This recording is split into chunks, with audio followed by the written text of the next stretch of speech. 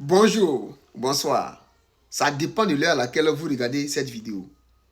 Partagez cette vidéo parce qu'aujourd'hui, je vais vous donner des informations qui peuvent vous sauver. Aujourd'hui, je vais vous expliquer les 5 étapes, la procédure à adopter pour demander l'asile ici aux États-Unis. Partagez cette vidéo, ça peut sauver des familles, ça peut sauver une personne. Comme je vous le dis toujours, une petite information, aussi petite qu'elle peut être, peut sauver la vie d'une personne. Donc partagez, ça peut aider des personnes. Si vous êtes dans ce cas aussi, n'oubliez pas de prendre un bic, une feuille, et puis noter ces différentes étapes, la procédure à mener pour demander l'asile ici aux États-Unis. On va d'abord avec le premier point. D'abord, pour avoir l'asile ici aux États-Unis, vous devez d'abord remplir les conditions d'éligibilité des demandes d'asile. Il faut remplir ces conditions d'éligibilité. Parce qu'on parle d'asile lorsqu'il y a eu persécution. Persécution dans quoi? Ça peut être ta race. Les gens n'aiment pas ta race. Les gens se moquent de ta race. Les gens bafouent ta race. Tu peux demander l'asile. Ça peut être la religion. Les gens n'aiment pas ta religion. Les gens sont contre ta religion. Tu peux demander l'asile. Ça peut être ton opinion politique. Les gens n'aiment pas ton bord politique. Ils sont contre toi. Tu peux demander l'asile. Ça peut être ton appartenance sexuelle. Tu es amoussouglé ou bien tu es quelque chose d'autre. Je ne sais pas. Mais tu peux demander l'asile à travers cela. Voilà ce que moi j'appelle déjà persécution et puis conditions d'éligibilité. Ça, c'est le premier point. Le deuxième point, pour demander l'asile, il faut être présent sur le territoire américain. Parce que tu ne peux pas être sur un autre territoire et puis vouloir demander l'asile. Il faut être sur le territoire américain. À travers un visa, peut-être que tu es rentré par un visa, à travers un visa.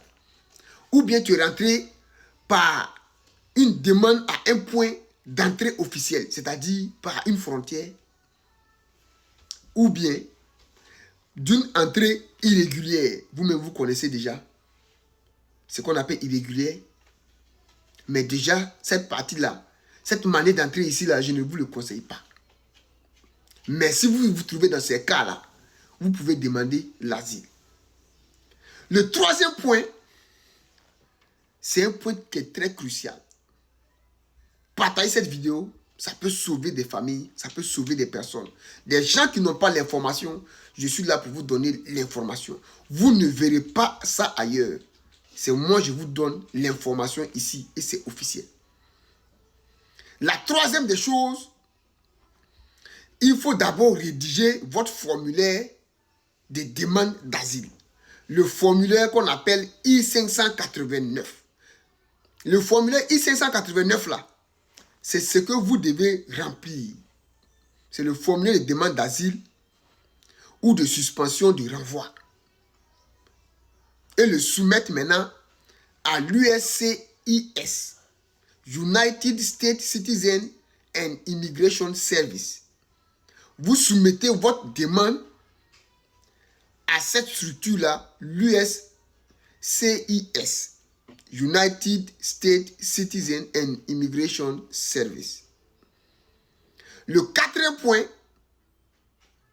après avoir rédigé maintenant votre demande d'asile, votre formulaire, vous allez voir maintenant que vous serez maintenant convoqué par un agent de United States Citizen and Immigration Service là, l'USCIS là.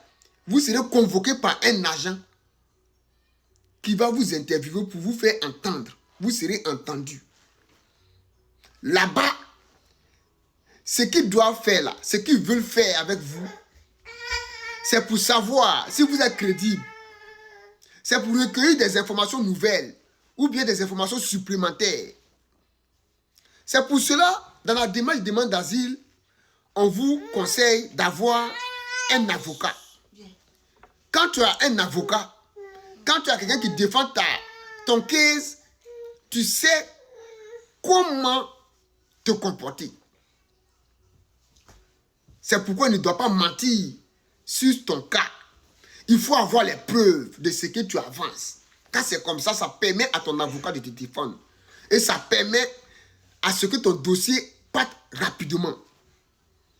On va arriver maintenant à la 5e étape de demande d'asile. Partagez cette vidéo, ça peut sauver des personnes. La 5e étape, c'est l'audience. L'audience devant un juge d'immigration. Oui, c'est là-bas que tout va se jouer. Là-bas, on peut vous refuser les demandes d'asile ou bien on peut vous accorder. On vous accorde votre demande d'asile ou bien on vous refuse votre demande d'asile. Mais, famille, personne ne souhaite qu'on refuse une demande d'asile à son frère.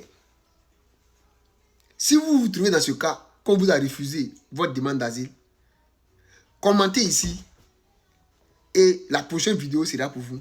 Il y a toujours une solution quand on vous refuse votre demande d'asile.